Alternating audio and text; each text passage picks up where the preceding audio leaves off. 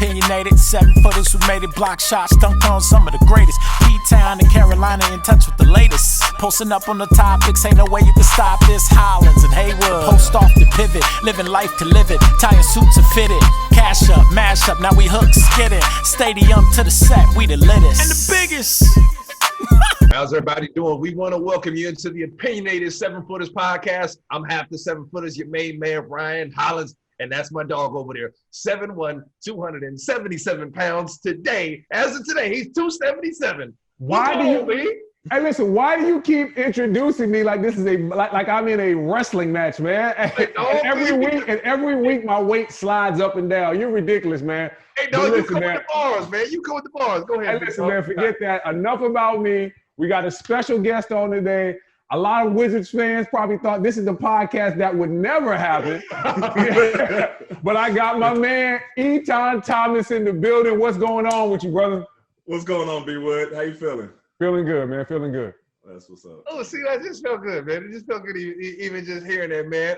Hey, E, I got to ask you this, man. We got to bring it back because we always start with the Hoopers in the timeline, man.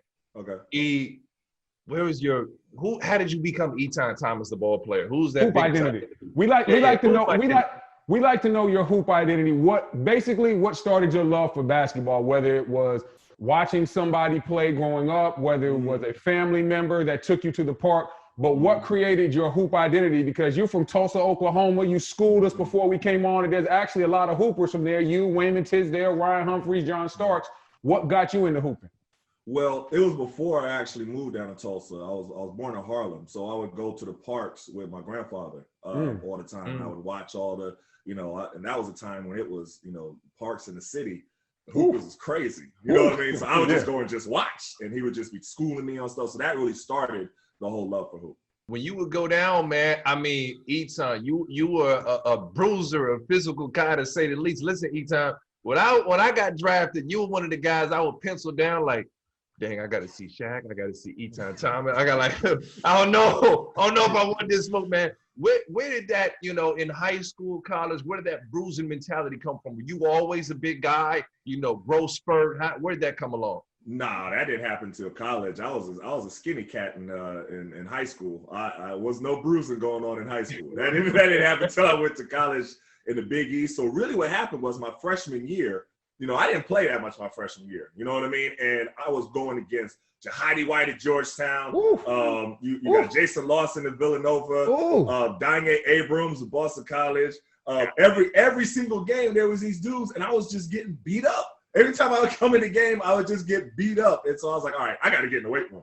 So I love the Big East style, but, Big East style, especially back then, we were out there wrestling. You know what I mean? Like it was, they weren't calling fouls like they do now. And y'all was hacking in the Big East, fam. Y'all was hacking out there. Hey, that's how everybody played, though. Like everybody. So, you just had to either sink or swim.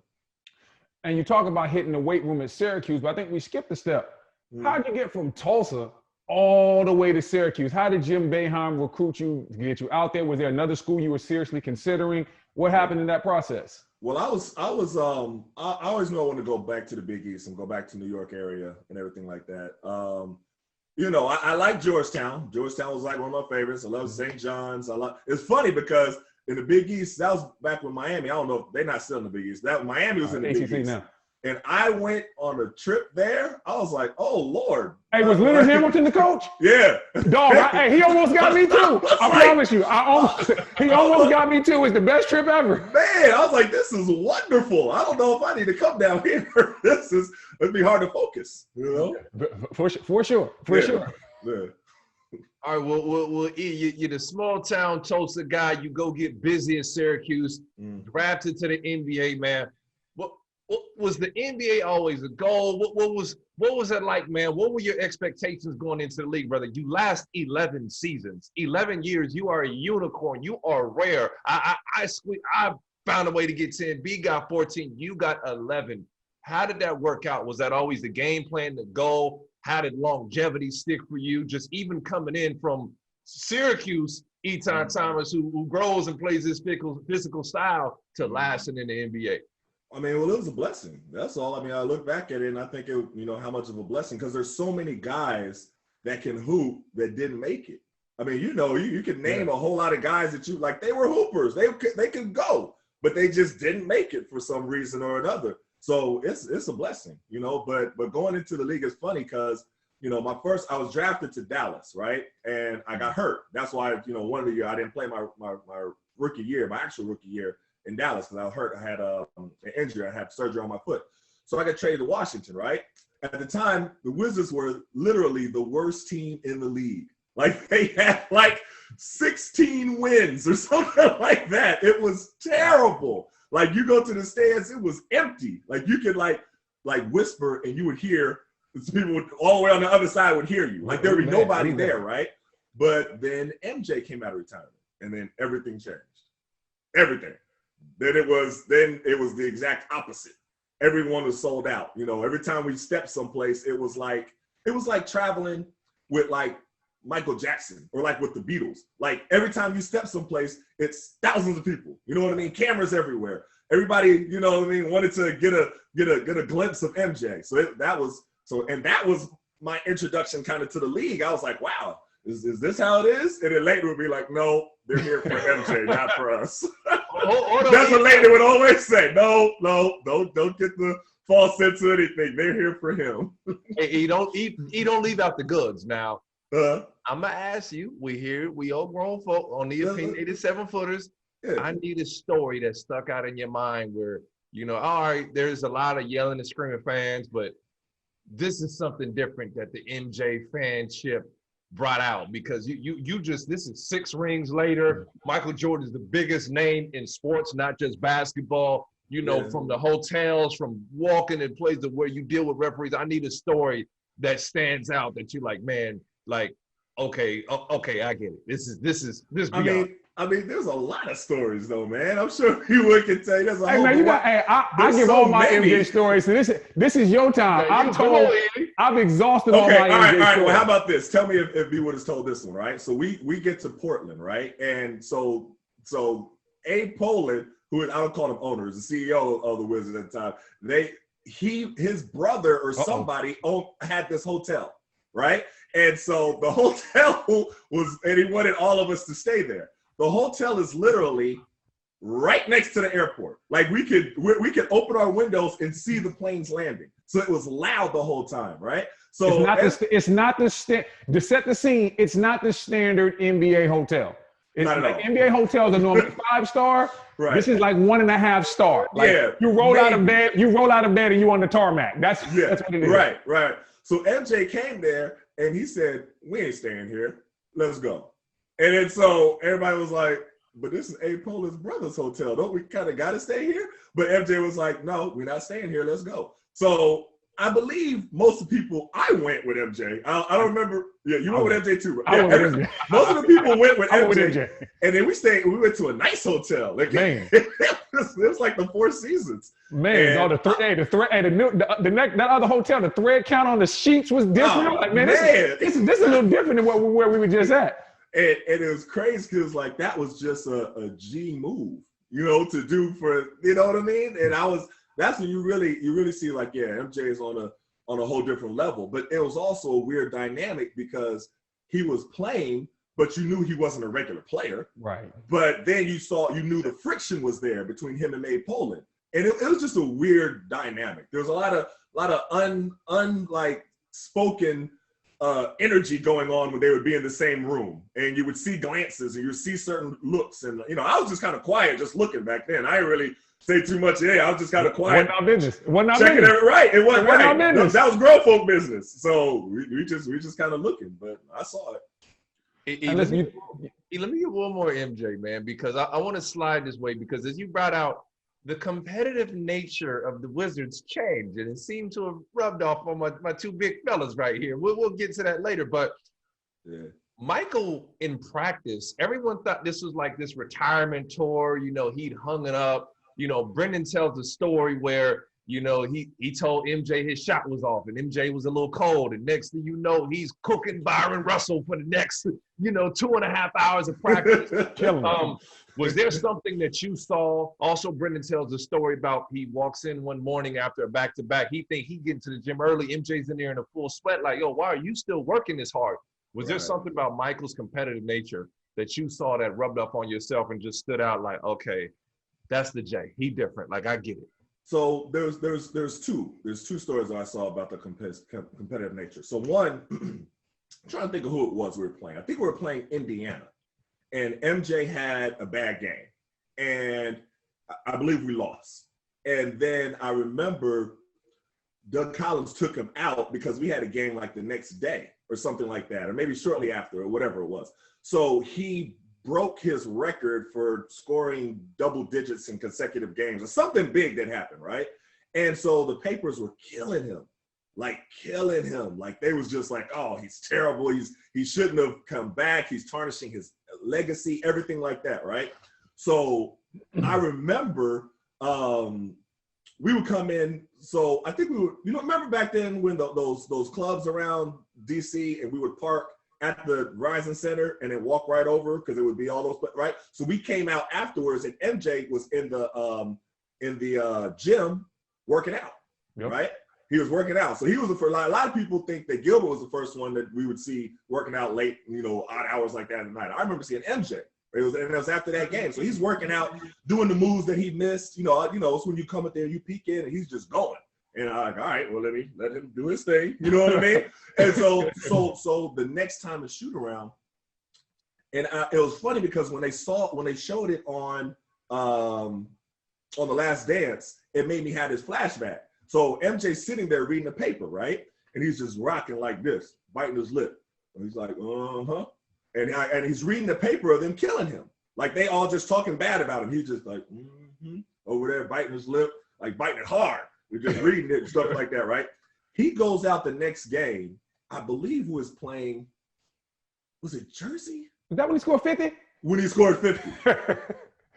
When I tell you, as soon as the game started, you knew it was going to be the MJ show. That was the game where somebody drove and he pinned it with two hands. Ron Mercer. Right. Ron Mercer tried it. He shouldn't have, but he tried it. And we going crazy on the bench, but that was my introduction. And then after that, I saw the media was like, oh, King MJ. You know what I mean? King MJ and Walk on Water, everything like that. So I'm like, man, this is the same media cats that was literally killing him a few days ago. Now they're switching and saying King MJ. Now he's wonderful. Now he's everything. And I asked him about it. And he was like, yep, that's how the media does. That's all he said. And that was it. So that was really my introduction to how, because it was such a drastic difference. You know what I mean? And then I started looking at the media a little side-eyed after that for the rest of the time. Pretty much. You started looking at the media like Kyrie Irving? Yeah, no, I'm be honest with you, man. Your pawns? I ain't gonna say he went kind of hard. But he went overboard. But I feel him though, because it's the same media that was dogging him that is always, and now he let's say sometimes he says some stuff that's not the best. But I will say I do feel him in the overall point that, the media is just there because I saw it happen. I saw it happen with us. They just there just to like create a story and like to create controversy and get a little bit of truth and run with it and clickbait stuff. I get it. You know what I mean? It's hard to defend Kyrie sometimes with some of the stuff that he says, but I get his overall point. Okay. Hey, listen, man. Now we talked about your MJ experience with the Wizards, and then we both saw MJ leave. And that was a little weird in that dynamic because he always thought he was going back upstairs. Seemed like Abe Poehler had some different ideas, and that didn't work out well. And then we transitioned into a new era. Right. We bring in Ernie Grunfeld. We bring in Ernie was your man, though. Who in the hell told you that? Oh, I thought he was. I don't know. I thought he was. I honestly thought Ernie was your guy. That's why we here. Oh, okay. I didn't know that. Ernie was not my guy. I didn't know that. I didn't hate him, but Ernie wasn't my guy. Ernie wasn't my guy. So then they bring in Ernie, they bring in Eddie. Yeah. We revamp the team. We bring in Gilbert Arenas. And when that team changed and they brought in Gil, that's a totally different dynamic. So we asked for your MJ story, but give me when you Let me know how you knew Gilbert was different right off the jump, because we all got 1,000 Gilbert stories, but I like to hear from different people's points of view. How did you know off the jump that Gilbert, this is a different type of guy? I mean, that was right from the beginning. But one thing that I always saw with Gilbert, though, and this is what I always told people, and people always, they swear that I was lying. I was like, Gilbert changed depending on the audience, though. Yes. He was a different person. So the Gilbert that I saw sometimes was completely different than the Gilbert that he showed everybody in the middle of the locker room. So we would have these deep conversations sometimes. Sometimes Gilbert would come, just to my room, just, hey, ask me this question about this political process, or I remember we had this one deep conversation about the electoral process. And I tell people that, they be like, wait, Gilbert Arenas is interested in? I was like, listen, Gilbert is a lot, and I always say this, Gilbert is like the kid who took his books home in a pizza box because he didn't want anybody to know that he was actually studying. Gilbert is very intelligent. You know what I mean? He's two different people. Yeah. He's regular Gilbert Arenas, and then there's Agent Zero. Right, and they're two totally different people. Agent Zero has to perform. Gilbert Arenas is something totally different. Right, and Gilbert knew that I wasn't impressed or moved or even interested in Agent Zero. Right. Like he just knew it. Like he would take a survey of everybody when he's in his performance mode, and he would see that I have no interest in what was being said. Yeah. So then he went in a different mode, and he had a regular conversation. So we used to have regular conversations literally all the time, but he wouldn't have those with everybody else and show everybody. That's just him and Nick Young ain't having no regular conversation. Yeah. that was this. But hey, Etan. Were you a victim of a Gilbert Arenas prank, or was one of the worst ones you saw? We heard. Gil only pulled those pranks on, like Etan said, he pulled them on certain people. So he wasn't going to prank Etan, myself, Karan, Antoine Jameson, like the steady vets in the locker room. He wasn't going to prank none of us. That was him and the young guys. All right, give me one of the young guys' stories. You seen a couple. Give me one of the young guys, man. A lot of it was with like Avi. Him and Avi would be Avi Story. Avi Story, ASU, yeah. They would be going back with these pranks. I just remember when I don't know how it was going back and forth, but however it happened, he took Avi's tires off of his car. And took his car apart. Yeah, like literally it was a part. And he was rolling it around the locker room. Like, I was like, these cats play different. You know what I mean? Like that's just I don't know. Hey, Ryan, just so you understand the full prank, Avi Story and Gilbert Arenas were pranking each other back and forth. Gilbert always wants to have the big joker. He wants to have the best prank. What were Avi's pranks? It was little stuff like throw water at it. Little. They were real juvenile. Gil took it to another level. Yeah. So when we got out of practice, Avi's wheels were off of his car, and Gilbert had hid them all around the Verizon Center. So he had somebody come in and take the wheels off of this man's car. This man's car was sitting on bricks. You ever see that episode of Martin when his car is sitting on bricks and Hustle Man's right there? It was something like that. This man's car was sitting on bricks, and he had his wheels hidden all around the arena. Yeah. Bruh. And he rolled one into the locker room and told him to find the rest. That happened. Oh, my God. That happened. All right, fellas, let's get to the goal. Let's get to it, man. For once, people don't know this. You two were really, really good friends before y'all got into it. Really dope. And it's funny, Etan, Brendan, he still speaks the world to you, just like, well, we just had differences. Like, we didn't agree, we ran into it. And we brought you here today, man, because we want to know, listen, you two had arguably one of the biggest pound for pound, like, oh my God, shocking fights through the league. We all saw the fights on camera. We all saw the NBA. You ain't seen no fights on camera, Ryan. It was in practice. He ain't stop capping. Nah, so what I'm saying is, if you fight during the game, you got. Stop making this out to be Muhammad Ali and Joe Frazier. You ain't seen none of our fights on camera. Listen, brother.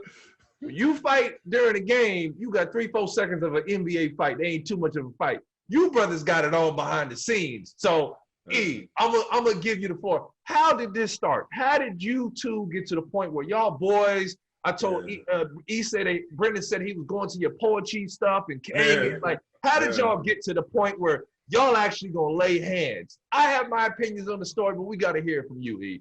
All right. Well, let's go all the way back then. So from the beginning, like you said, we were one of the best friends on the team. I mean, like I used to carpool with him because I wanted to save a little money on gas. Hey, Going all the way out to Dallas. He is the cheapest dude to ever put on an NBA. Ryan, Ryan, you thought you were cheap? He is the cheapest guy to ever put on an NBA uniform. Listen. He would want me to drive so he could save gas money. You're trying to save gas in the NBA? Well, listen, Dulles was like an hour away. Like it was so I was like, I don't really, and then I was like, I didn't want to have that wear on my car for an hour all the time.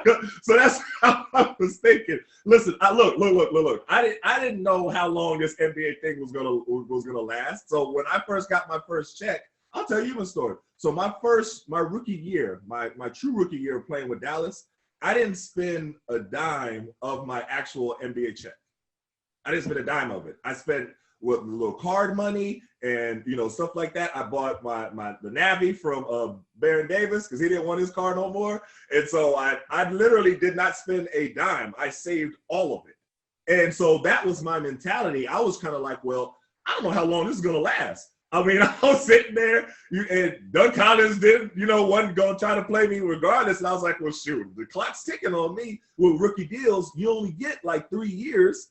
So I didn't know what was going to happen. So I was like, yeah, I'm not going to spend anything. That was my mentality. Okay, so you and your carpool buddy and your poetry buddy are throwing. How do you guys get to this point? And I know for people who don't know, position battles always end up getting physical. I don't know. I don't care what team you on. Yeah. Two big guys, we're told to rebound and hit. And you got more rebounds than the other guy. Things are going to start getting physical. Oh, start holding me. Start hitting me like that. But it wasn't necessarily that, because we had that all during the years when MJ was there. Like we battled every day in practice, and it was me, him, and Jahadi, and you know what I mean. And Young Kwame too. Kwame, right? So it wasn't that, and we used to beat each other up every day. It was just it changed. So when Doug Collins was there, I didn't, I'm not too high. I don't have a whole lot of positive things to say about Doug Collins. But Doug Collins and me just was not vibing. You know what I mean? He didn't want. It's weird. You remember Brendan when he would compliment me in practice and say, "Oh, he had one of the best practices. He's doing great. He's doing this like in front of everybody." But then he never played me. You know what I mean? And it was like, why does this dude keep practice, but we're going to leave you over here beside the Gatorade and the dentin. Right. I'm like, why does this dude keep complimenting me and then not playing me? So it was just, that just was what it was. But then Doug Collins got fired. And so then when Eddie Jordan came, it was different. It was like, okay, everybody has a clean slate. Whoever, works the hardest, whoever's playing best, everybody's going to be able to play minutes. And it was a rebuilding year for us. So it wasn't like, we have to win each and every game. He was more evaluating stuff. So I got the more of an opportunity to play. And it was different. So for me, this was for me, right? So I felt the years where I wasn't playing when Doug Collins was there, that I was still kind of being supportive, even though I couldn't stand Doug Collins and didn't play at all. You know what I mean? And then it seemed to me that when it shifted and I started playing a little bit more, for me, it was like, well, that's when our dynamic kind of changed. And it was like a little bit of, not hating, but I want the minutes instead of you. You know what I mean? And so that's what changed it for me.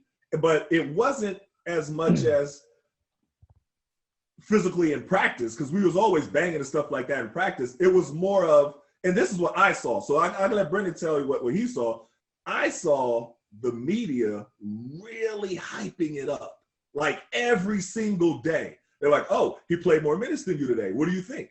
You know what I mean? And I'm like, what are you talking about? Like, I know the questions that they gave to me. You remember the media members? Do you remember who it was? So I remember the one lady, I don't remember her name, but I remember it was a white lady, brown hair, and she would ask every single day, so who's going to play more now? You got 3 blocks. He only got 2 blocks. So should you be playing more? And literally and I was like, why does she keep doing this? But then I saw the other media members doing it. The guy, Ivan Carter from the Post, John Mitchell. But it wasn't just like 1 or 2. It was literally all of them, like literally all of them. And they were like, it's like they were trying to create this riff. And it was like during the games, you would see it. So we would be playing, and if Brendan does something good, they were panning the camera to me. And then if I do something good, they were panning the camera to Brendan. And it just so happened that a lot of times when they panned, they would like catch Brendan I think sometimes they would even like move certain images to put that to be the one that they wanted to show. Brendan would not look happy. You'll go back and watch the games, and you get a big dunk, and right. You be like this. Fell over there like. That's the way it was. They were showing. That's the way you saw it. That's the way you saw it. That's the way I saw it. Right. So I was like, oh, well, man, you know what I'm saying? I was like, I wasn't like that with him when he was playing, and I was looking. So that's how it kind of started. The shift between our relationship. At least that's what I saw. And see, that's why it's good to have these talks, because for me it was a totally different dynamic. I never felt and sensed any of that. The real reason why we probably got into so many altercations, non-communication, poor leadership up top. And so when you like that dynamic you just were talking about, I didn't feel any of that, because even though you were still playing, I was starting. And so my frustration was never, ever with you. It was because no matter how well I played, I was going to play the first and the third. You think about it, we were finishing games sometimes. It might be Mike Ruffin. It was anybody but me. And that would be my frustration, because sometimes you're not having a good game. Sometimes you're like, yeah, I got 10 and 10 heading to the fourth quarter. Well, sit down. You like, so the same frustration that you had with Doug, I had with Eddie. And so I think that you thought that like if I'm sitting over there mad, I'm not mad with you. I'm just mad that this dude ain't going to put me in regardless. And so it was unspoken, when you have unspoken tension, so you're thinking he's mad at me. No, I'm mad at Eddie Jordan. You know what I'm saying? Like I'm really mad at Eddie. I'm mad at Eddie Jordan. And sometimes I would come out the game when Calvin Booth, Mike Ruffin, those guys were there. I'd be like, Booth, you coming in for me? He'd be like, I don't know why, but I'm coming to get you. I'm like, all right, man. And so it was never a anger toward, I was never mad that you were playing. Because like you would see, like Mike Ruffin was probably everybody's favorite player. He's the best dude. I was never mad when Mike Ruffin got in. He's the best. He's probably like the best teammate I've ever played with. So it was always just sitting there. So like it was kind of misinterpreted, because it was never meant to be at you. It was like, man, this dude ain't gonna put me in if I got 14 and 10. Like there was one game we were playing Yao Ming, and he finished the game with Jared Jeffries guarding him. I'm like, dog, come on, dog. Yao 7'5", man. I can't get in, bro. So that was always my frustration. And so it's interesting to hear you tell that, because I never viewed it like, man, he's playing. Let me be honest. I never viewed it like that originally.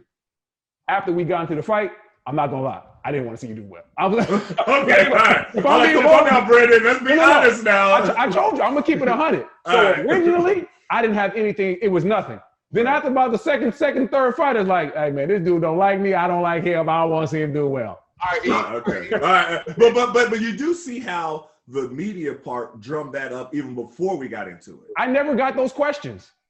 See, I got those all the time. Literally all the time from most of the reporters. Yeah. The only question I got was like, one time I wasn't starting. Somebody was like, how do you feel about not starting? I was like, man, my feelings don't matter. Don't nobody care. So no. So all right. So you remember, like you said, that you was starting still, right? So you was starting, but it seemed like for a while I was playing more minutes, but you was the starter. And I remember after that, they were like, okay, well, shouldn't you be starting? And since you're playing more minutes and you know, I was like, well, that's not up to me. That's up to the coach. Why are you asking me that? They're like, yeah, but what do you think? I was like, well, why are you asking me what literally, we was going back and forth. I was like, well, why are you asking me what I think when I'm not the one that makes the decisions? And they pushed me again. Like, yeah, but we just want to know what your opinion is. I was like, see, y'all trying to start some stuff. Yeah. I see what y'all are doing. I promise you, I never got those questions. I never had any animosity towards you. I always thought we were really, really good friends. Until that day in practice, the first fight in practice, that's when I realized something was different. And I thought it was I thought it was going to be. And no. Let me tell you what happened with the first fight. Okay. So the first fight, and I even said it afterwards, I said the first fight was all my fault. Right. That was number one. So the first fight, what happened, I had just lost my grandmother. Right. And I remember, it was something off the court. And I didn't even want to be there. So when I first got there, I was mad at Eric Waters because he was doing the whole pushing, like, you have to come, you know, I was like, well, look, bro, just give me a second. I'm not ready yet. no, you have to come. You need to, you know what I mean? All right. So I'm getting there. I'm not happy anyway, right? So we're playing, and it was a regular play. I think I went in, I called, I said, they fouled me. It's not a foul. And it was like, you said, I didn't foul you. I was like, yes, you did foul me. And it was like, and I got like a strong reaction. He was like, no, I didn't. And then so I just pushed you, right?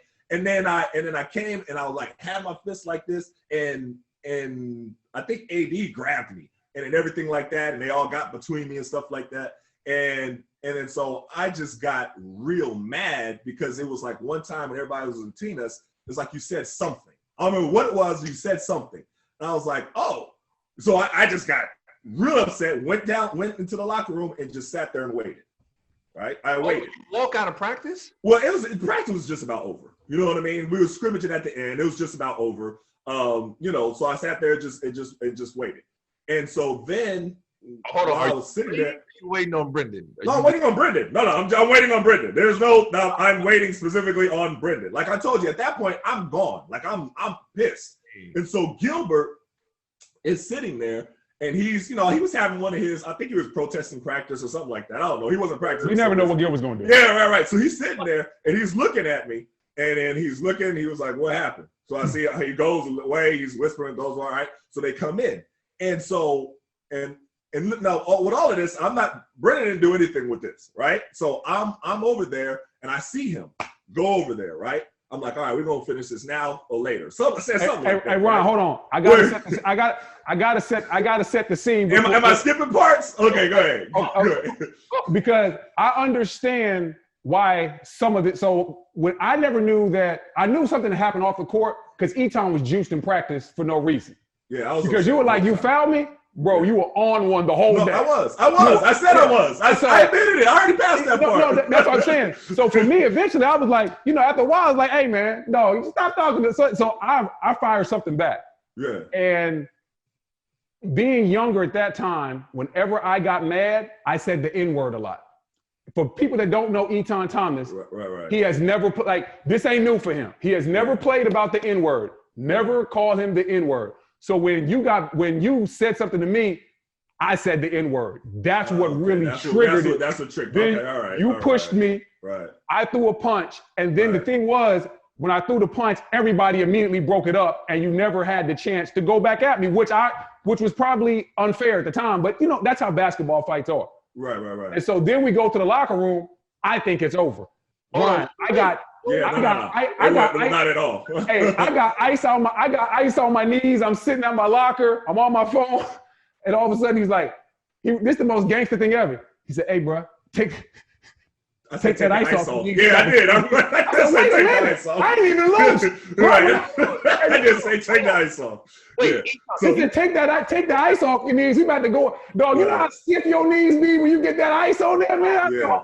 So wait, no coach said anything to you? No trainer? No, hey guys, what happened? Where'd that come from? So you gotta understand at that time, the coaches kind of, when I'm not gonna say they were a little bit, they knew that wasn't a good day for me.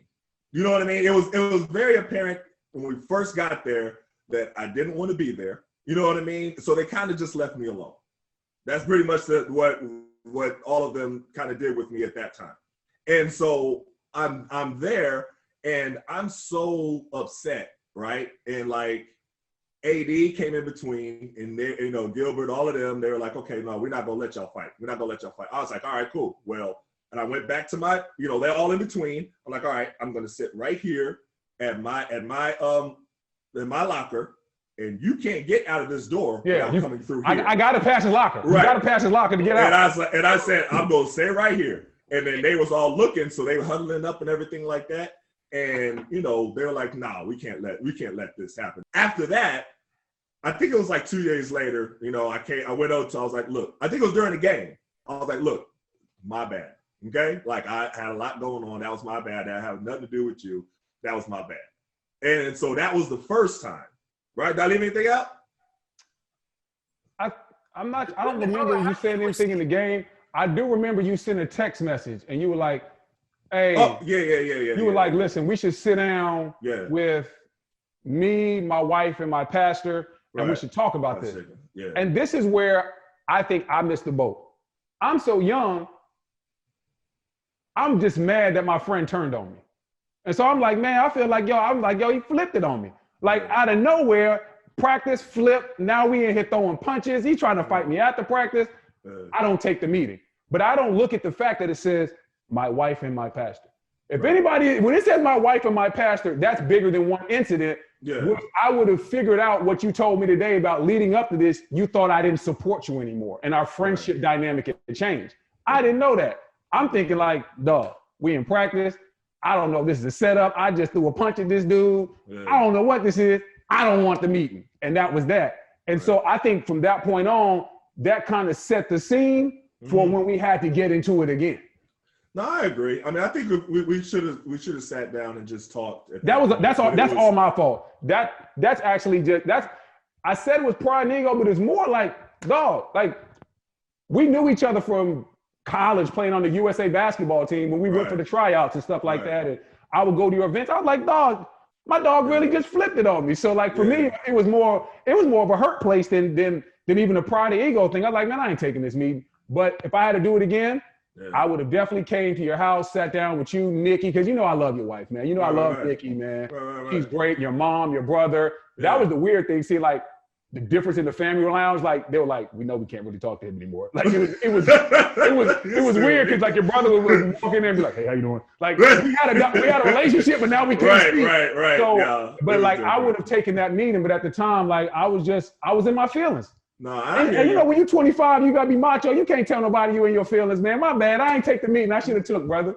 No, it was a lot of feelings with me too, because I was like, oh, you know, I just lost my grandmother. You know how close I was with my grandmother. So you're gonna pick the time that I just came back to get into it with me. You know, I don't want to even be there at that time. And it was just so it was a lot of feelings on my part too. So that first part, it was really just, you know what I mean? Like I said, that wasn't nothing on you. You was, you know, that was all me. And the stuff that I was going through, and it projected to you. So that's how that all right, E, well, it wasn't over there. It wasn't over there. No, it wasn't over there. Oh, this Ryan's favorite story right here. This is Ryan's favorite story right here. Go ahead, Ryan. I'll get to round two. It doesn't die down. No. So I get it. Brendan doesn't take the meeting. Right. You're probably kind of upset because you like, well, it ain't necessarily over. You two hadn't talked. Management hadn't brought y'all in. Y'all the two biggest dudes on the team got into it. I would have sat you down if I'm GM, owner, president, whoever said, man, we got to squash this. But apparently, maybe they liked it a little much. But how do you get to round two, Etan? So this is the thing and then in between that time, it was like when we got into it after that, they hyped it up even more. They hyped it up like one against the other. They thought, I think, that Ernie Grunfeld thought that it was good for competition for us to have this, you know, thing with each other, because they hyped it up. Like you said, if they wanted to sit us down and squash it and say, listen, I don't know what's going on, they didn't do none of that. You know what I mean? Not at that point. We did have one. That was after, though. That was after the second time. That was after the second time. Yeah. At this time, there was nothing. And so they were literally, and if you remember it, before that season, they were literally hyping it up every single day. Like, who's going to start? Like, who's going to be the center? Who's going to be, this person against the media or the team? The media and the team. I said both of them. You know what I mean? Because I would see Ernie Grunfeld make certain statements, and he was like, well, he would use phrases like, well, they have to battle it out, and they have to see who comes out standing or something. He would use phrases like that. I was like, yeah, he's really hyping this up. So I saw that part from Ernie going in. So we get to the that season, right? I don't remember what year it was, whatever the season, that season. And so that was the whole talk. So we went through preseason. We went through everything. And, sometimes Brendan would play better. Sometimes I would play better. I thought it was a good compliment, right? You know what I mean? But Eddie Jordan brought us in. And he said, well, listen, I think that you guys, both played well. He goes over, whatever. I don't remember what the preseason happened, but he said, I think you both guys played well. He's like, sometimes you're going to play. Sometimes you're going to play more. I'm going to go with whoever is playing better at that time. He's like, but I'm going to start off with a time, being a starter, right? So when he said that, Brendan was like, oh, that's some bullshit. You know what I mean? And I was like, well, I remember looking at him, and then he was like, wait a minute, so you're going to tell me that I had better, so he went through like a debate mode. He was like, okay, so I had a better game this game, but you said that game I didn't have a better game. I didn't say the game. No. This is how Eddie said it. First of all, he brought us both in to tell us that, like, that's not the move. At this point, we're not friends. There's no reason to have us both in that meeting. I agree. You know what I'm saying? That's not the move. And Eddie said, y'all come in individually. He knew what he was doing. That's a bad look on Eddie's part. I agree with that. And so Eddie said, listen, Brendan, I thought you played better in the first half of the preseason. And I thought you played better in camp in the first half of the preseason games. I thought Etan played better the last 2 preseason games. He said, and sometimes it's like boxing, where if you steal the last couple of rounds, you can win the fight. I'll never forget he said that. And I said, dog, like you said, dog, that's some bullshit. I said, dog, I ain't no mathematician, but that you just named 3 categories. I won 2 out of 3 or 66%. This is terrible. And I just lost. I didn't even realize. In my mind, you weren't even there no more. I'm talking. This is bullshit. And he so, went off. Yeah, and so like that was my thing, because I was like, if I played better in camp in the first half of training, in the first half of the preseason, then I should probably be the starter. But me and Eddie had our own dynamic. That's why. That's the thing. You were kind of brought into me and Eddie's dynamic. I got you. Like, we had our own thing where we would literally go. We would watch film together and just be arguing with people who didn't even know it. Like, we would literally be in there. I'm like, no, what do you see right here? Like, and he'd be talking to me about certain things, because Eddie I didn't think really understood defensive concepts. So he'd be like, man, just make a play, block a shot. I'd be like, dude, that's not my rotation. That's why I didn't come over there that time. No, you got to make the play. I'm like, nah, there's the baseline drive. Like, you might not have liked Doug Collins, but Doug Collins' basketball mind was sharp. Everything I learned defensively, I learned from Doug Collins, because he had incredible defensive game plans. See, I'd be like, yo, Eddie, like, I'm not coming from the top of the key to block the baseline man shot. Right. That's not my job. And we would go back and forth about that. So one of the things that he liked that I did is that I would do that. I would come up from the top of the key or come across from the baseline to the other side when it's not my rotation, to go help a person who he deems as a higher priority, but to save him from getting the foul. So that's the one that he always said that I liked, that I would save fouls. Not saying that none of them didn't play good defense, but it's more important to save them. Oh, no, you can say it. We ain't played a lot of, you can say it. We had a lot, listen. That's not what I said. We had a lot of guys that played some bad perimeter defense. Listen, we old now, fam. We can say it. Some of these guys couldn't go on a glass of water. Right. So one of the parts that he liked was the way that I would rotate over to try to attempt the shot or to alter the shot. So that's what he's referring to. But I understand the part, and I think what Eddie was saying from what I got is that you started off better, but I ended up better. That's what. But if you calculate it, the better is from the training camp and then to the preseason, but then the after is finishing up the preseason. So his thought is that what I heard him say was that you start off better and I ended up better, but we're both going to play. But he's just going to start off with me. And but the thing is, though, regardless of what he decided, I was just happy to be in the mix because of what I was with Doug Collins. I wasn't even in the consideration. You know what I mean? So I was like, well, whatever you say. And then so when Brendan had the reaction that he had, I was like, why are you going to react like that? So I can't play a little bit? I can't be in the mix? I can't get a little bit of shine? And so I took it all personally, but I haven't ever heard Brendan express just now that his issue was more with Eddie. So I never heard this. I didn't have this understanding until right now. Hey, so for one, we talked about the no. Why would you bring 2 dudes who fought already in and have them talk about? That's just horrible. Why would you? That was just absolutely silly. That's fair. How do y'all get to the second fight? Because now I'm sure Brendan's coming out there like, forget Etan, and you coming out there like, right. Hold on, I know we already awkward. Right. And now you just expressing, you dumping on me, fam. Like right in front of, I'm gonna tell you right this. Here. So I remember the first game we played against Cleveland, right? The first regular season game. And so we're at Cleveland, right? And I think the second fight was before the Cleveland game. No, it was after. It was after because it was right before the Orlando game. Okay. After that game, I remember the article came out with your agent. and he was saying like, you know, my client is being treated unfairly. He should be playing. He feels that it's a personal vendetta, and the only reason why the town would be playing is because it's like this is all from your agent, not from you, but this is from your agent. But he's speaking in terms of my client feels. Do you know what I mean? So I'm just like, okay, you and your agent got together and put this article. That's how I look at it. No. No, I'm just saying that's how I interpreted it. So I'm reading it the next day at practice. I'm like, ain't this some, like, are you serious? So I'm just getting offended more and more and more as I'm looking at the article. You know what I mean? You get your Michael Jordan on. No question. Do the lip bite.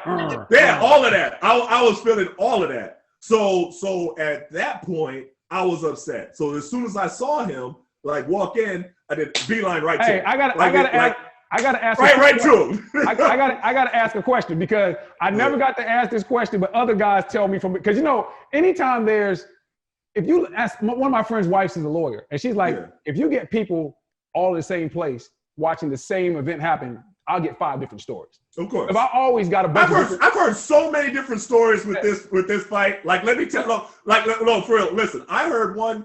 I'll give you the craziest stories I heard. One was that I came up to you, right?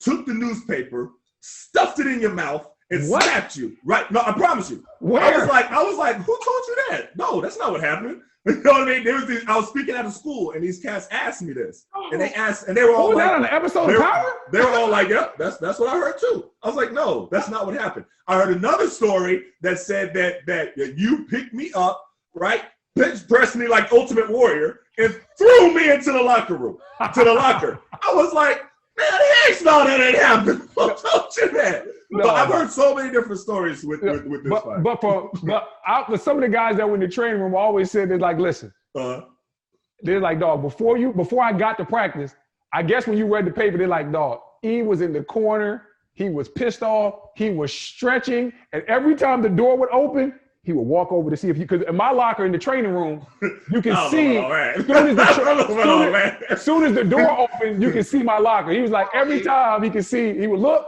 you weren't there, he'd go back to stretching. I was like, dog, he was stretching and trying to attack me in practice? No. So remember. You saw the paper in practice, or you saw it at your house? I saw it before. So you walked in, you had gasoline. No. I saw it while I was in practice. Like, so before I got there a little early, and I'm sitting there, and that's when I was reading it. That's when I saw it. Because you know we didn't have social media, so you can't just open up stuff and look us. Ain't no Twitter, ain't no Instagram. We old fam. It's like 2006. Ain't none of that. Yeah, I got to see the paper. So you get pumped up. Take me through this stretching process, and when Brendan actually gets in. No. So I always had. Remember, I had the abdominal pull before, so I always had the stretches that I was supposed to do. So Eric was like, "You got to go over there and do your stretches." Like, look, I'm not trying to do these stretches right now, Eric. Leave me alone. I was like, "Here, look. All right, here. I got the ball. I'm doing the stretches. All right, leave me alone." So that's how I was with Eric. So, but that's what I had to do all the time. You know what I mean? As part of my hard that day, though. Yeah, I was stretching a little hard. It was a little aggressive stretches. He was making sure he was loose. It was aggressive, but yeah, that's what I was doing. So Brendan comes in, and so I go right to him, boom, immediately, right? And so I'm so mad, I can't even get the words out. Like literally, like you probably, like what I was saying to you probably made no sense because I was so upset. You know want to know why it made no sense? Because I hadn't read the paper.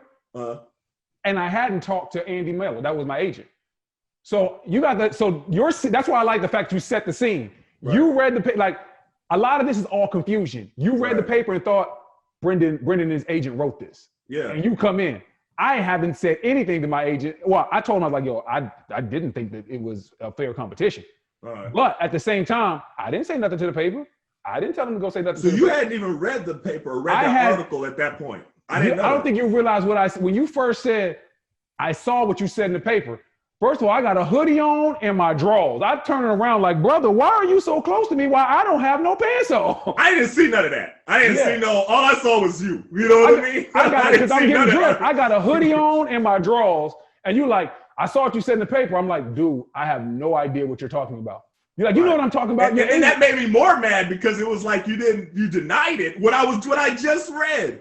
I was like, oh, you don't know what I'm talking about. You telling me you don't know what I'm talking about. Exactly. You know what I mean? And you like, I don't know what you're talking about. It was crazy because once again, there's no Instagram, there's no Twitter. Yeah. I didn't get the paper to my house. I only read the paper when I got to the arena. Right. So I hadn't read the paper yet. By the time I got there, you would have walked up on me. I hadn't seen anything in the paper. Yeah. And so I remember you were foaming mad, and you were like, mad. I'm taking this as you. I was like, yo, you need to take that up with Andy Miller because I didn't say anything. I'm taking it up with you. And that's when I was like, they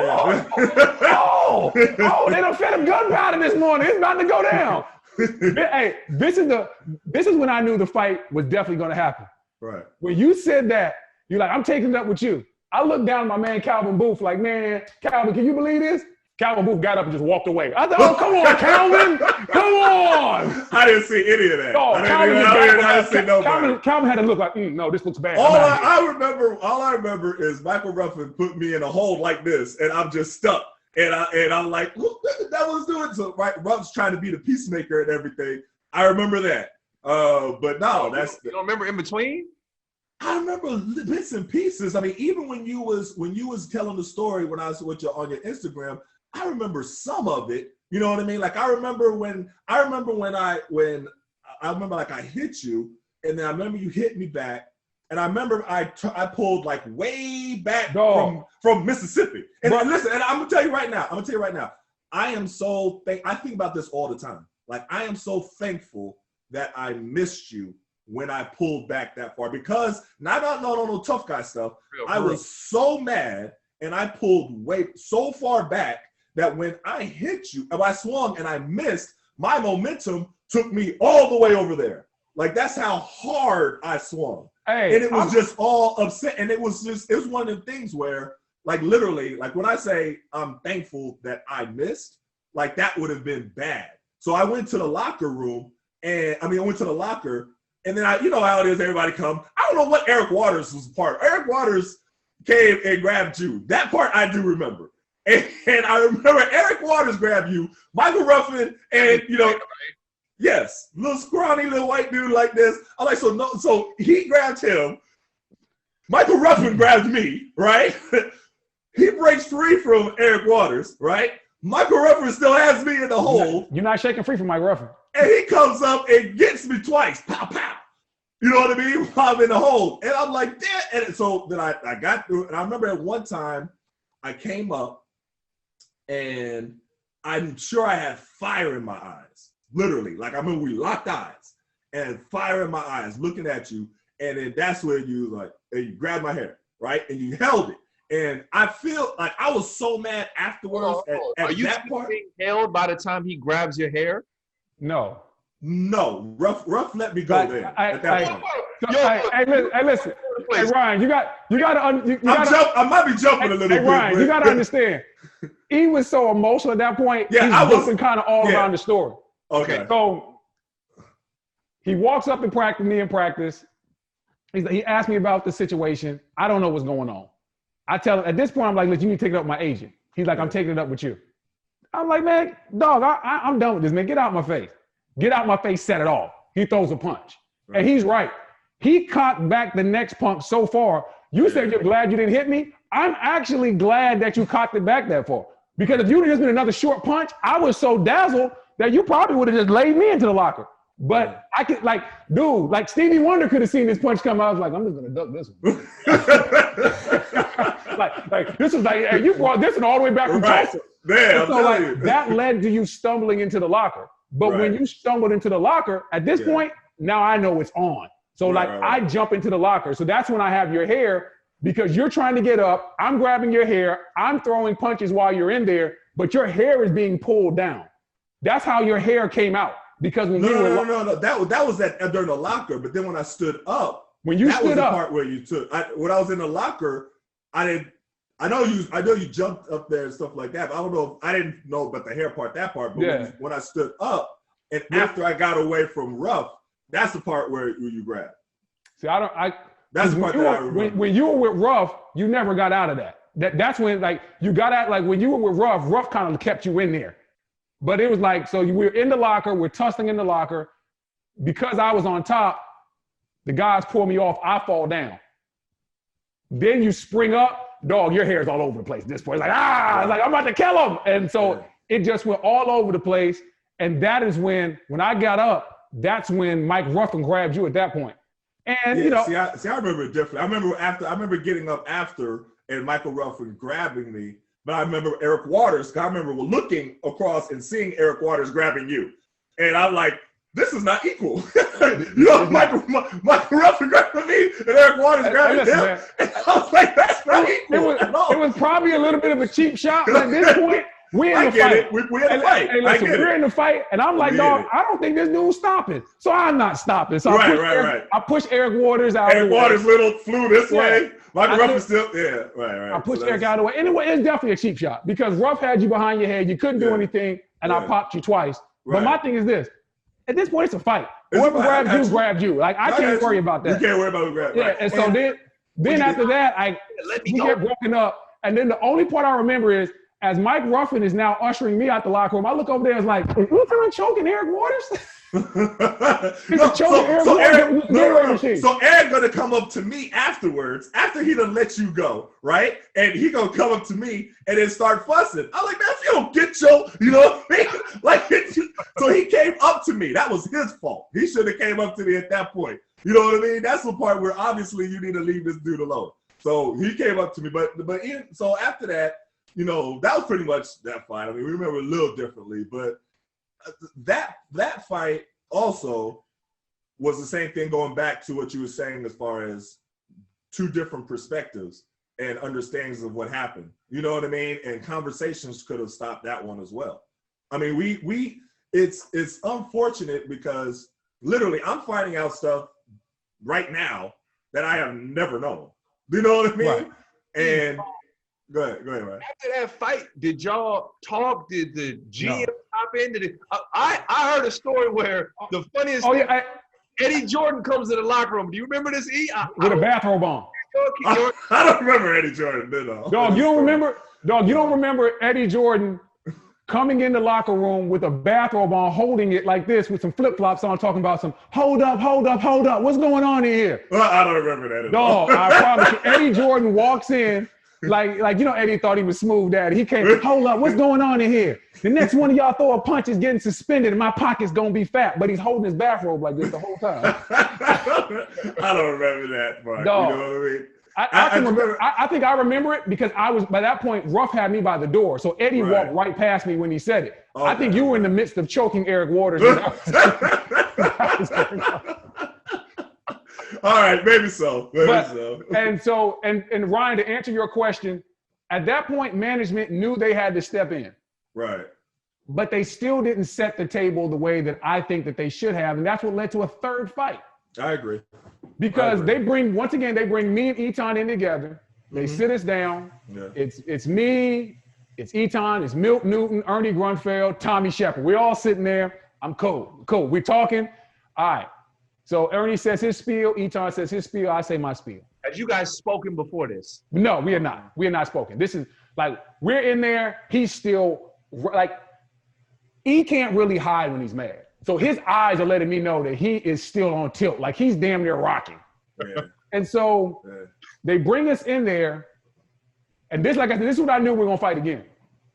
Ernie says, hey, man, you know, we can't have this, blase. You know, I think sometimes competition is good, but it's going overboard, whatever, right? He says, man, I just need to know that this is over with. Are we good? I said, Ernie, we're good. I'm done with this. Etan, I don't think I said that. You know, I said that. Yeah, I did. Yeah, no, I'm saying I didn't. That wasn't my response. No, I said, Ernie, I'm good. Etan looks me dead in my eyeballs and said, I'm not done. This ain't finished. I said, yo, what is going on? I didn't say that, though. Did I say that? I don't remember saying that. Dog, you were like in front of Ernie and them? Dog, in front of Ernie and them. And Ernie was like, well, I mean, if he's not, meeting over. Meeting over? Wait a minute. What do you mean meeting over? The meeting is not over. Then I literally remember, because I remember calling my man like, dog, we gonna get into it again. He just said he ain't done. And they not talking no suspensions. At that point, and I know it would have been unfair to your pockets, but to set the situation, they had to tell both of us.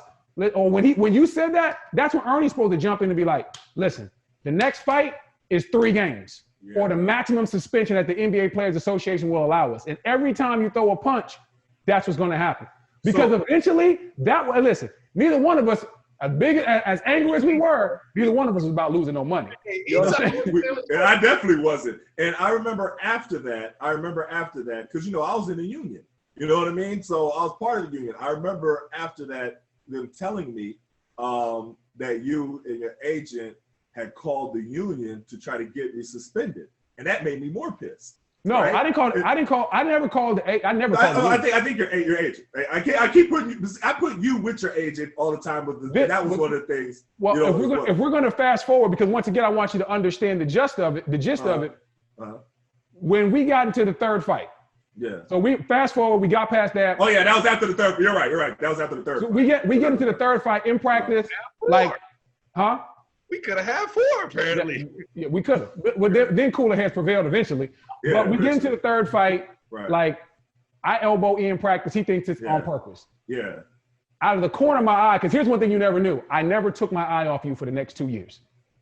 Whenever you walk past me, I never took my eye off you. So I see you out the corner of my eye running. I'm like, yo, is this dude running up? I'm running down the court, and I see out the corner of my eye, I see you coming. And I'm like, yo, this dude really wants to razzle dazzle. I didn't even know I hit you with an elbow. No. With that one, I got hit with the elbow. We've been hit each other going by the years plenty times. You know what I mean? Like I remember one time you hit me and you said you thought you knocked my tooth out so hard. Yeah. I was like, well, how's my lip? Like we was really we both have bruised each other up, over the years. That time I really felt that it was on purpose. I really felt that in my heart that was on purpose, right? So I'm sitting there like this, gritting up. I'm walking out. I'm like, okay, I'm gonna go sit down. That was my thought. I'm looking like this, walking out here. So I'm walking out. Somebody yelled something Gilbert. At the time. Who yelled? Somebody yelled something, right? And so I remember I jumped like this. And I look, and you're right here, right? So I remember I was like this, what's going on? And then that's where we swung back, and then then Eddie Jordan grabbed me. We were in between, and then everybody, and you're like, yeah, come on. I'm like, so y'all go, so I'm all everybody breaking it up, everything like that, and that was the last, and I think I flipped again. He told you flipped again. Hey. Well, no. But this was the thing. But the way. Because the way that I didn't run towards you. I wasn't trying to. I promise you, I got to call Cap on this one. What's up? Because think about this. Think about your persona. If anybody ever caught you with an elbow on purpose, would you ever run out of practice? No, not running out of practice. I said at that point, because I'm already trying to chill. I've been talking to Harvey. So the person who I talked to a lot of times was Harvey. Harvey was your man. He was trying to do the intermediary between us two, right? So we talking, I'm like, all right, I'm just going to go sit down and chill after this. I wasn't planning on fighting this last one. The first one was. This last one, that's not what I was trying to do. You know what I mean? At that point, I was mad. I'm not going to say I wasn't mad, but I wasn't approaching you to go fight you at that point. What I saw was, from my perspective, you meeting me. And I was like, so this dude gonna elbow me, and you know what I mean? I thought that's more what it was. And that was my interpretation of it. So that's why I was like, that was my immediate reaction. You felt like you on him, you walk away, you look up, someone screams, and he's right here. You're right here. I'm walking this way. So I don't even think about it now, on the opposite side, y'all had already gone down that way. And I'm walking away towards, and you meet me. That's how I interpret it. Who threw the first punch in your eyes? No, I did, because I did like this. You know what I mean? It wasn't necessarily a punch, but that's what I did. And then then it's on. But then those are punches in front of fights in front of everybody. It was that, and then everything broke it up. Did you throw Eddie Jordan on the floor? I think so. But Eddie Jordan was the one who grabbed me. Now, see, after that, then I looked, and then it was then I was about to attack, and Eddie Jordan grabbed me. And I think he might have bounced off. I don't know. Then you have just people breaking it up. But that part, I remember at that point was the point that I was mad. I wasn't mad before. I kind of remember that. I kind of remember that one a little bit differently.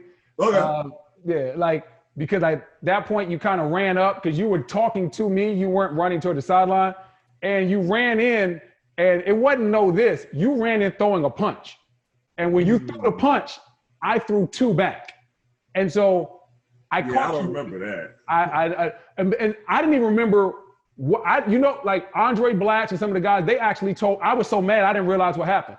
Because after I threw the 2 punches back, that's when I was talking junk, because I was like, they would all be like joking with me talking about bing, bing, 2-piece. Because apparently that's what I said. I said bing, bing, 2-piece, and next thing you know, you know how guys hype it up in the locker room, that became their joke. I was like, yo, y'all chill out before we got to fight again. And so like, it was a situation where for me, after you ran up and threw 1, I threw my 2, then everybody broke it up. You said what you said, and I was like, okay. And that's where we let the fight end. And as far as trying to get you suspended, no question. Not with the union. When Ernie called up, I said, Ernie, this man has started 3 fights. I said, you would not let anybody fight Gilbert Arenas like this. Would anybody fight Gilbert Arenas like this? He was like, well, I said, no, there's no well. I was like, dog, we're going to fight again because it's not done yet. I said, it's not done yet. We're going to fight again. I need a suspension. I was like, dog, there's no way in the world you can tell me I said, this is a job. There's no job in America where somebody can walk up 3 different times and start a fight and keep his job or not be suspended or fined. I never talked to the union, but I definitely talked to Ernie Grunfeld, and I was so stern. I would say that the first 2, I would say that I initiated. That last one, I can't take responsibility for that. Because I looked at it differently than you. I looked at it more. And the thing that made me mad with that though, was I remember Milt Newton was way up to the top, and he added his 2 cents in and said, yeah, I don't think Brendan did it on purpose. I was like, well, how you know? You're way up there. But then I remember the other coach, Coach Tom, said, yeah, I think he did it on purpose. And they was like, all right, we don't care about what Coach Tom said. We're going to go with what Milt Newton said. And then Ernie kept using Milt Newton as the example. I was like, well, wait a minute. If you have 2 people that said, one person said one thing, one person said the other thing, then why are you choosing to only listen to one person? When Tom was even on the court. You know what I mean? Coach Tom was on the court. But I think that, like, and we have 2 different, recollections of it. It don't matter. Sometimes, like, when you're in, I think I have a clear recollection of it because of, first of all, like, I was never, like, enraged at that point. And then second of all, like me and Karan were actually talking about what went down. So, like, I also have other people's points of view. They're like, dog, if you didn't turn around, he's going to knock your ass out. But one of the things that I learned from it is that, there was, and I use these examples of the ways that I personally handled things the wrong way by letting my emotions get into causing me to react in a way that I should not have reacted in. To get this thing finally ended, you were in the weight room one day in practice, and I was like, dog, let me know when you're done. We should talk. Right. I said, dog, I'll be in the parking lot. I remember I waited. I said, I'll be in my parking lot. I'll be in my car. I'll wait for you. Right. And so I was sitting in my car. I was waiting for you. And my mindset was this. He thinks I'm soft. He thinks, like, if we ever get into it, he'll whip my ass. And so, like, and I understand that is the mind. I was like, it's just me and him. We either going to talk, we're either going to come to an understanding, or we're going to fight till we get tired, because ain't nobody here but us. Exactly. And so my thing is, I'm like, listen, if I catch you with an elbow in practice, it's not intentional. Right. I literally told her, like, listen, look at my elbow. If I put it up to your face right now, if I'm going for a rebound, you're 6'9", you know what I'm saying? I'm 7 feet. It's not intentional. I said, let's just stop the foolishness. And from that point on, we were never cool, but we had an understanding, like, dog, like, hey, man, you caught me. I'm like, in practice, I'm like, hey, my bad, dog, it wasn't intentional. All right, cool. And from that point on, we were like, for the next year, it was never like, hey, I'm gonna go to your house and hang out. But at least it wasn't like for the last 3 years where I'm just looking at you the whole time, like, is it gonna pop off today? And so I always thought that was a cool aspect of it. The biggest thing I've taken from this is certain things that we already knew. We didn't handle this professionally. Right. Second of all, there was hurt on both sides that was never talked about, that led to 2 grown men that were great friends turning into mortal enemies for over a decade, which is ridiculous. Yeah, that's ridiculous. The last thing that I took from this is confusion. Mm-hmm. He thinks my disgust initially is with him. Right. It's with Eddie Jordan. Right. Because once again, like, Eddie had kind of set the scene because I saw on your podcast, Eddie's like, I never went down and said nothing to Brent. Eddie told me I was going to be the starter. You know, and that's what I had heard afterwards. So he did. So he went down and said, like, he told you. Me and Eddie's dynamic is weird because even like when I saw your podcast, Eddie didn't seem like he was still too happy with me, even though I literally just seen him like 3 times this year. Like, we were cool. I'm like, he said in the grocery store he saw you like in there. He was like, but you passed by and was like, you wasn't cool with him. That's what he said on the podcast. Well, I didn't see that. Like, listen, we got masks on, so I don't even know that it's him. When he first says Brendan in the grocery store, I look over there. I think it's Del Curry because Del Curry lives down the street. I'm like, oh, 6'2" light-skinned dude with a mask on. Like, hey, Del Curry. And he was like, no, it's Eddie. I'm like, Eddie who? Like, Eddie Jordan. I'm like, oh, hey, coach. But I literally seen him 2 more times at Lifetime. He worked at the Lifetime right around the corner from my house. Right. So like I had seen him a couple of times, but our dynamic was weird. And I think you kind of got brought into that. Okay. And then the last part is I never thought management handled it the right way. Whether it's the first fight or the second fight, rules should have been set, boundaries should have been laid out. And I think that's, you know, Ernie's old school. He played with the old school Knicks where they got the fight and stuff in practice. It's different now. We realize that stuff is barbaric. That's honestly, that's a prison mindset. Oh, you disrespect me, I'm gonna fight you right away. That's a prison mindset that we were locked into. Like, I gotta fight for mine. No, we don't. We can talk this out, and we just never did it. And that's one thing we should have done. We should have talked, and I think that would have really, you know, helped. I mean, we had a lot of missed opportunities to talk. I remember one time coming to you in the locker room and just telling you that you know, everything was fair. I think that was like the last time, not the last time, whatever. But we should have talked a long time ago because, like I said, us talking right now is the first that I have heard a lot of the different things that I'm hearing. So that could have cleared up a lot of the misconception, you know. I'm glad we talked eventually. You know what I mean? Hey, let's get better late than never. You know I was watching the verses like, man, hey, listen, if Gucci Mane and Jeezy can bury the hatchet, I know we can. Jeezy's trying to have Gucci killed. I know, right? Yeah. So well, look, man, I'm glad that you two brothers are getting along and not just realize it's not about ourselves. We all got kids. Right. We all have a lot of the young generation looks to us. So when we fight and do silly stuff, and trust me, I have my share of position battles in practice, but I ain't never seen nothing that rode on that long. Normally we talk, it's over with, and you move forward. Hey, listen, man, we appreciate you coming on.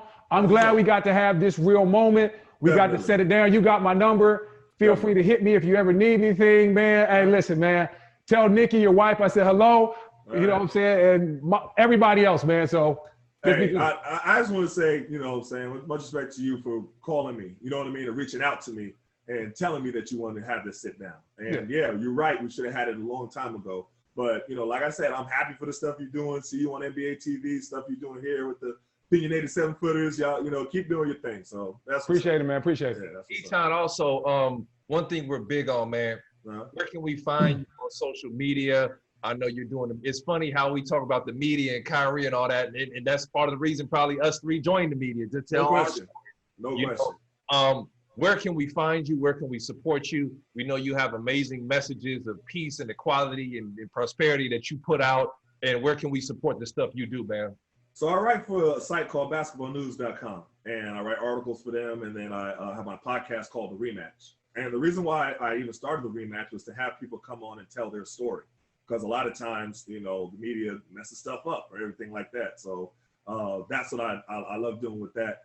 And, you know, the political stuff, I still write for The Guardian. You know, so I write for The Undefeated. You know, I keep myself busy. But, you know, y'all keep doing your thing, though. And I like the way that so many of us are now in the media. Because when we were playing, we had to talk to somebody like Tom Knott or somebody to see it. I hated Tom Knott. Now that's one thing we had in common. We both had a very great dislike for that dude. He was he disrespected us. He was so disrespectful. He would call me Brenda and you the poet. He would call me the poet. Yeah. And that's the only way that he would refer to us. Yes. When he's writing his articles, he would call him Brenda and call me the poet. Like before we let you out of here, I want you to tell one more story. Because I think this is a good story that a lot of people don't know, but needs to be out there. We'll chop it up and put it in any way we need to. But with everything that's going on in the country, with everything that's been going on with black people, and like we see Kaepernick and what happened to him and how he got with his stance and how he was put out of the NBA. A lot of people don't know that Etan Thomas had a Kaepernick moment because you were very read up. You were very well informed, very intelligent. You were light years ahead of everybody in that locker room as far as what was going on in the country, straight up. I'm just like, the stuff you were telling us at that time, I'm like, yeah, all right, whatever. Now I'm like, and brother was right. We ain't friends right now. I ain't gonna tell him, but he was right. But you, at one point, you didn't want to disrespect the flag, but because of you knew everything behind, you didn't want to stand for the flag. And so you would go into the locker room when the national anthem was played, and then you would come out.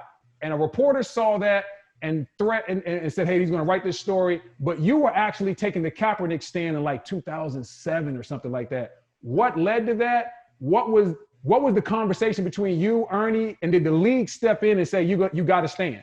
So that's a good question. So that was actually a little bit earlier than that. That was right after the invasion of Iraq. So remember when Iraq happened? And so it was right after 9/11. So we're all with the Wizards during this time. And so this big thing, I remember George W. Bush was like, we have to attack Iraq now. And I'm like, but what Iraq got to do with 9/11? So I'm looking at the connection. I'm like, I'm not seeing the connection. So I'm looking, I'm watching, the weapons of mass destruction, but they didn't really find any weapons of mass destruction. I'm like, well, don't you got to have like actual evidence before you go attack a whole country? So I'm looking at it, and what was really the thing for me was two things. My younger brother, he had friends that enlisted in the Army. Right. And so I'm talking, my mom's talking to their parents, and they're afraid because they're being shipped to Iraq. Right. And then it was one time I was in the airport and I saw all these young cats. They looked terrified, all in their, Army fatigues and everything like that, ready to go ship out to Iraq. And I was like, oh man, this is messed up. Like this dude is starting a whole war and sending all these kids to Iraq, and we don't even need to go there. And you got to think now, if you ask anybody about Iraq, Republicans or Democrats, they'll all say, okay, yeah, it's not a good idea. We should have done that, right? But at that point, like right after 9/11, when Bush declared, it was like the Dixie Chicks, like Michael Moore, and like two other people. You know what I mean? Like no public, figure said anything about Iraq. Well, I'm sitting here in D.C. playing with the Wizards, speaking at different anti-war rallies all across D.C. So there was one in particular, thousands of people. Well, you're playing in the NBA and being this speaker. Yes, sir. Right, but we didn't have social media that time. Well, no social media, so they couldn't shut them down. But if there was social media, it would have been a lot of backlash. Different, right? So I'm doing that. I remember I went and spoke right after Cornel West. Like Cornel West spoke, and then I was the next speaker. So I delivered this speech, and it kind of went viral before going viral was a thing. So all these reporters started writing about it and things of that nature. That's when Tom Knott stopped liking me at that point. You know what I mean? Because he was very, right wing, stand by your country. So he said I was anti-American. So a funny thing though, so back then, remember MJ would get all those boxes of mail all the time, right? Delivered to the MCI Center. Remember, we didn't have social media, right? So people were getting boxes of mail. I would get like a few letters here and there from people from Syracuse or people from Tulsa, something like that. But after that, I started getting boxes of mail. And I'm looking through the boxes and people are very upset. Some people are real complimentary, but other people are like, starts off with the N-word. You know what I mean? Starts off with, you don't deserve that's never good. That's never a good way to start a conversation. Right. That's the way that it starts. And so I'm having all of this. So that's when I saw, okay, people are really, really, upset about this. So then I stopped going out for the national anthem. And it's funny because I think Gilbert first picked up on it. And he was like, why you always stay back here for the national anthem? You're listening to your music, stuff like that, and then you go in. I was like, well, if you want to know, I can tell you about it, but it's a little bit longer of a conversation. Right. So we talked about it, and some of the papers, started noticing. I don't even remember the reporter who noticed first, but he noticed. And then I had a conversation with the people from the league, and Abe Pollin, it was a big thing. But Abe Pollin, and this is the part. And I'll just start with this. Abe Pollin afterwards, after I made this big speech, he called me into his office. Now Abe Pollin don't call people into his office. You know what I mean? That don't happen. But it ain't never a good thing. And I didn't think it was a good thing, right? So I'm going up to his office. I'm thinking, I'm like, well, dang, I guess I didn't think this through. This might be the end here. So I'm going up there and I walk in and he has this big smile on his face. And he's like, you know, my son was at the rally where you spoke at it. He said how amazing you was. He's like, we sat down, we had a whole hour conversation about politics and everything like that. So if you don't know, Abe Pollin don't have no hour conversation with people about anything. He's mostly talking to me. So the fact that Abe Pollin felt the way that he felt kind of shielded me from what David Stern wanted to do. So David Stern wasn't that happy about me speaking at that time. And I understand why. It was against what the Hall of Mainstream America, because they were like, either you're with us or against us. But Abe Pollin was kind of on my side with that just because he felt the same way. Now, if Abe Pollin felt differently, that might have been my last day with the Wizards. Right. You know what I mean? So just because of the climate that was in the NBA and throughout the country at that time. Well, how did it end? Because then you started coming out for the national anthem. So did David Stern say like, hey man, I need you to come out there? Did Ernie Grunfeld put pressure on you? How did all of a sudden it start to where you had to change course because you started coming back out? So they said that they gave me like, we came up with a, compromise. They said I could, I don't know if you remember, but it wasn't me, but also David West. He would line up and take 2 steps back. You know what I mean? Or I would just wait to the side a little bit and then join. So it was like little things that I would do, but they didn't want that press to come out as much at that time. You know, so it kind of was like, we respect your ability. We're not going to stop you from speaking. We're not going to fight you on speaking. You speak everywhere you want to the way that you've been. And the compromise a little bit, all right, but see if you could come. And so we had to work out like a deal. Because at first, David Stern wanted me to stop speaking. He wanted me to stop completely, don't speak again. So I was like, well, I can't do that. You know what I mean? Yeah. And so that's what it is. All right, man. I just thought that was dope. That was dope that you were doing that even back then. And that's a story that not a lot of people know about you. So I felt that it was only right that you come on here and tell your story. That's what's up. Appreciate you, brother, man. Hey, had a good time, man. This is Etan Thomas hanging out with the Opinionated 7-footers.